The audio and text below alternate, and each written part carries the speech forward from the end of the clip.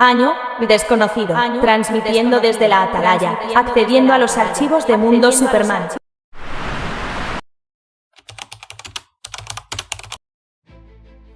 Jerry Siegel y Joe Shuster fueron los creadores de Superman.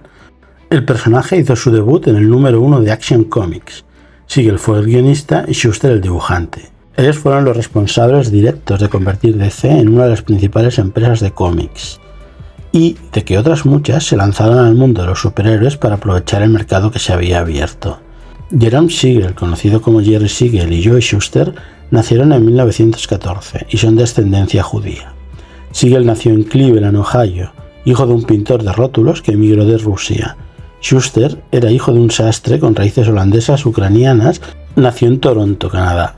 Se conocieron en 1924 en el Instituto Glenville de Cleveland. Ambos eran grandes aficionados a las historias de ciencia ficción que aparecían en revistas como Amazing Stories y Weird Tales, y querían hacer sus propios cómics.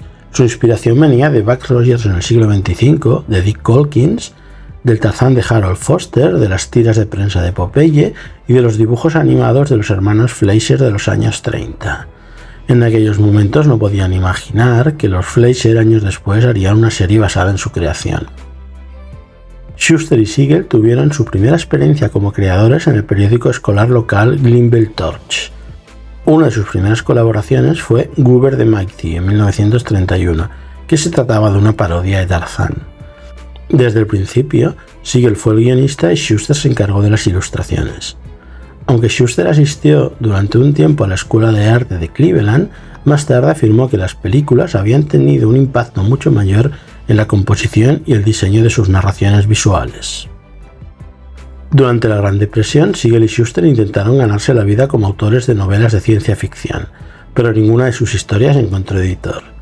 En octubre de 1932 fundaron su propia revista Science Fiction, la avanzadilla de la civilización futura, que duró 5 números. En su tercer número, en enero de 1933, publicaron una historia titulada El reinado de Superman. En la historia, Superman era un monstruo creado por el típico científico loco, el profesor Ernst Smiley, que crea una fórmula a partir de un meteorito. Smiley quería crear al ser humano perfecto. Su experimento funciona y convierte a un simple mendigo en un superhombre, con poderes telepáticos, superfuerza y visión telescópica. Pero al final este se vuelve loco e intenta conquistar el mundo hasta que finalmente pierde sus poderes. Este primer Superman se inspiró claramente en El monstruo de Frankenstein, novela escrita por Mary Shelley en 1918, y en su adaptación cinematográfica de Universal en el año 1931. El término Superman superhombre apareció por primera vez como concepto en el Tratado de 1883, Así habló Zaratustra, de Friedrich Nietzsche, descrito como el Übermensch. Más tarde se tradujo al inglés como Superman y se utilizó, por ejemplo, en la obra de George Bernard Shaw de 1903 llamado Hombre y Superhombre. El término ya se utilizaba de forma ocasional en las novelas pulp y es posible que Siegel y Shuster lo adoptaran. A pesar de su importancia histórica, el reinado de Superman no supuso ningún éxito para el dúo artístico. A partir de mediados de 1930, las historietas gráficas dejaron de ser exclusivamente tiras de prensa y adoptaron el formato cómic, similar al actual, y los autores se sintieron atraídos de inmediato por este formato. Un cómic que les llamó especialmente la atención fue Detective Dan, de Norman Marsh. Crearon otra historia sobre un personaje llamado Superman, que era una persona con gran fuerza pero sin poderes sobrehumanos, y es que Siegel no concebía que un humano pudiera tener superpoderes.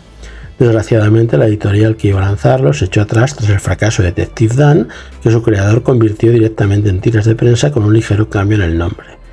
Desolados, destruyeron el original, del que Shuster solo salvó la portada y un primer diseño del personaje. A pesar de este revés, Siegel y Shuster consiguieron publicar otras de sus creaciones en National Allied Publication.